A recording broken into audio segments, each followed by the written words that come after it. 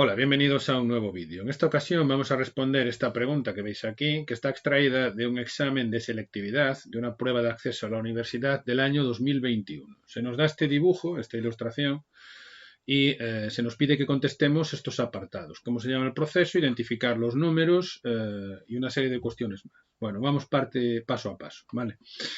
Empezamos por el apartado A. Nos pregunta cómo se llama el proceso. Bueno, si os fijáis bien en la figura, veréis que se trata del proceso de transcripción genética. Recordad que cuando hablamos del dogma central de la biología molecular, dijimos que había una serie de procesos que llevan a cabo los ácidos nucleicos para la expresión de la información genética, y lo que tenemos aquí es el proceso de transcripción. En el proceso de transcripción, lo que va a suceder es que una molécula de ADN, de ácido desoxirribonucleico, sirve de molde para la síntesis, para la fabricación de una molécula de ARN que va a tener una secuencia complementaria. Como en el apartado B nos pide que identifiquemos los números de la figura, al ir poniendo los números lo vais a ir viendo mucho más claro. El número 1 nos señala precisamente la molécula de ADN, ¿vale? El ADN, recordad que son dos cadenas de polinucleótidos que tienen como características son dos cadenas antiparalelas, complementarias y enroscadas en doble hélice. Lo que está pasando aquí es que se ha abierto la doble hélice aquí, ¿vale? Esta molécula de aquí, que está marcada con el número 3, es una ARN polimerasa, que es la enzima que fabrica el ARN durante el proceso de transcripción. El número 2, precisamente, está señalando la molécula de ARN que está siendo fabricada, ¿vale? Y, como decíamos, en esto consiste el proceso de transcripción. Se utiliza esta hebra de molde y se obtiene un ARN mensajero que es complementario en secuencia a esta hebra de aquí. Durante la transcripción, normalmente solamente se transcribe una de las dos hebras. En este caso, esta hebra de aquí, en el ADN, no transcribiría, ¿vale? El número 4, mirad, el número 4 y el número 7... que existan estas dos estructuras, bueno, y realmente el 4, el 6 y el 7 nos indica que estamos ante un proceso de transcripción de una célula eucariota. El proceso de transcripción, acordaos que había una serie de diferencias entre procariotas y eucariotas, ¿y qué es lo que pasa? El número 4 nos está marcando una estructura que se llama caperuza. La caperuza se coloca en el extremo 5', se le llama caperuza 5', o a veces se abrevia y se le pone simplemente cap 5'. La caperuza 5' es un nucleótido modificado. Concretamente se trata de 7-metilguanosina trifosfato. Pues esta 7-metilguanosina trifosfato que se añade en el extremo 5', sabemos, aunque no lo pone el dibujo, sabemos que aquí está el extremo 5', porque esto es la caperuza que se añade en 5'. Esto es típico de los ARNs de las células eucariotas. También es típico que haya en el otro extremo, en el extremo 3', una cola de poliadenilato que está marcada con el número 7. A veces se le dice simplemente, para abreviar, cola de polia. Bueno, pues la caperuza en 5' y la cola de poliadenilato nos indican que es un ácido ribonucleico eucariota. Además, los genes eucariotas no son continuos, sino que suele haber unas estructuras que se llaman intrones. Y eso está marcado aquí con los números 5 y 6. El número 5 está indicando los exones del gen y el número 6 está indicando los intrones. Recordad que los intrones son secuencias que no van a ser traducidas, no van a originar aminoácidos en la proteína que se nos va a formar. Es decir, que los intrones se van a eliminar durante el procesamiento, porque una de las diferencias de las que hablamos cuando explicamos la transcripción, os dejo por ahí el vídeo si queréis echarle un vistazo, es que los ácidos ribonucleicos de los eucariotas sufren un proceso de procesamiento en el que se añade la caperuza en 5', se añade la cola de poli-A en 3' y se eliminan unas secuencias que se llaman intrones. Fijaos que de aquí a aquí lo que ha desaparecido son estas regiones blancas de aquí, que son los intrones, que se eliminan, y lo que obtenemos es, cuando la ARN polimerasa lleva a cabo el proceso de transcripción, se obtiene un transcrito primario, ese transcrito primario se procesa y después del procesamiento se obtiene un ARN mensajero maduro, en el que ya tenemos la caperuza en 5', la cola de poli-A en 3' y se han eliminado todos los intrones. ¿De acuerdo? Bueno, pues estas son las estructuras que nos pide que identifiquemos el apartado B. El apartado C nos pregunta cómo se llama la molécula obtenida y en qué proceso posterior se emplea. Bueno, no hace falta decirlo, ¿no? El proceso de transcripción obtenemos, como ya hemos dicho, un ARN mensajero, y ese ARN mensajero, todo esto tiene lugar en el núcleo, dentro del núcleo de la célula eucariota.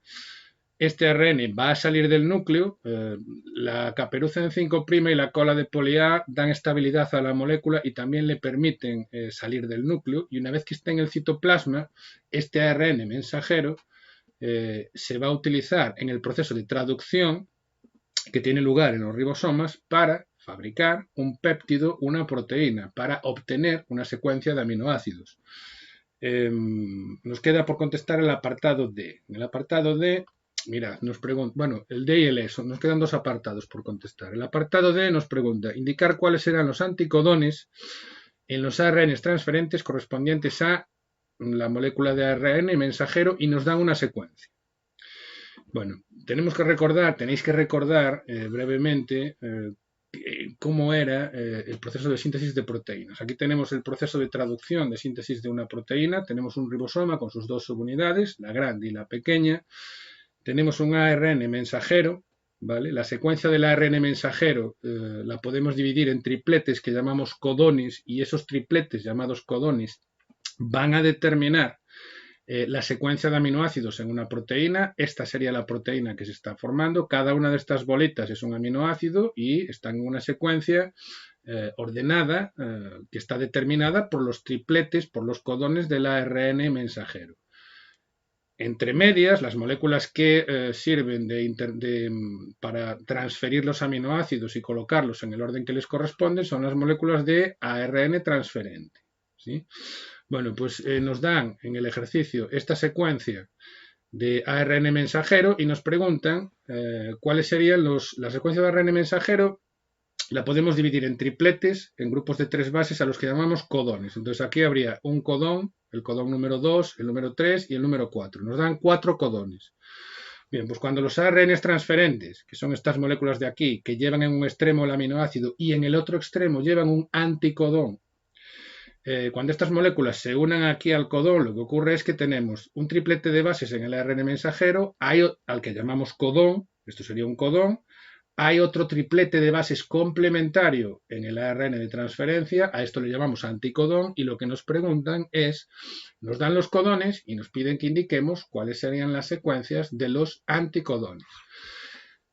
Muy fácil, simplemente tenéis que recordar cómo se apareaban las bases y tenéis que recordar que cuando hablamos de ácidos nucleicos, si estamos hablando de ARN, en el ARN no hay timina y por lo tanto la adenina se aparea con uracilo. Por lo tanto, ¿cuál es la base complementaria de la guanina? La citosina. El uracilo va con adenina, porque repito, en el ARN no hay timina. Uracilo con adenina, citosina con guanina, guanina con citosina, citosina con guanina, adenina con uracilo con adenina y guanina con citosina. Y estos serían los anticodones. Estas moléculas de los anticodones llevarían en un extremo llevarían el anticodón que se une al codón del ARN mensajero y en el otro extremo llevan el aminoácido, ¿vale? Son estas de aquí. Esto sería el anticodón, aquí estaría el aminoácido. Si nos cogiésemos una tabla del código genético, podríamos coger los codones, ojo, en la tabla del código genético cogeríamos los codones, no cogeríamos los anticodones. Lo que nos dan las tablas del código genético son la correspondencia entre aminoácidos y codones. Si fuésemos con esta secuencia de ARN mensajero a una tabla del código genético, veríamos que el codón, el triplete guanina, uracilo, uracilo, codifica para el aminoácido valina y por lo tanto hay un ARN de transferencia con esta forma, con un anticodón de este tipo y que lleva unido la valina. El aminoácido que se corresponde con este triplete, UUC, es el aminoácido fenilalanina. El siguiente sería la alanina y el siguiente sería el triptófano. Entonces, esto, bueno, la secuencia de aminoácidos no nos lo pregunta, pero simplemente para recordar, ¿no? Lo que nos pide el apartado D es indicar los anticodones. Pues esta sería la respuesta. Y en el apartado E nos piden indicar la secuencia de ADN que sirvió de molde para fabricar este pedacito de ácido ribonucleico, de ARN mensajero. Bueno, pues esto simplemente es recordar otra vez cómo se aparean las bases nitrogenadas y recordar que cuando hablamos de ADN no tenemos uracilo, Y cuando hablamos de ARN no tenemos timina. Vale, acordaos de eso. La secuencia del ADN que da lugar al ARN mensajero sería esta de aquí. Y os voy a poner un dibujito por si alguien tiene algún problema para visualizarlo aquí. Yo creo que es más fácil de ver aquí. Lo que he hecho ha sido coger esto de aquí, el ADN y el ARN mensajero, y hacer el dibujo. ¿Vale? Esta sería la secuencia de la cadena de ADN que en este tramo está sufriendo transcripción. Se está fabricando un ARN mensajero, que sería este verde que veis aquí, ¿vale? En esta dirección. La síntesis del ARN mensajero es en dirección 5', 3', o sea que se añaden nuevos nucleótidos aquí. Esto continuaría en este sentido, hacia la derecha. Y fijaos, en esta cadena que tenemos aquí, estos tripletes del ADN son complementarios de estos de aquí y también son complementarios de el ARN mensajero que se está formando. Y aquí se ve claramente lo que os digo.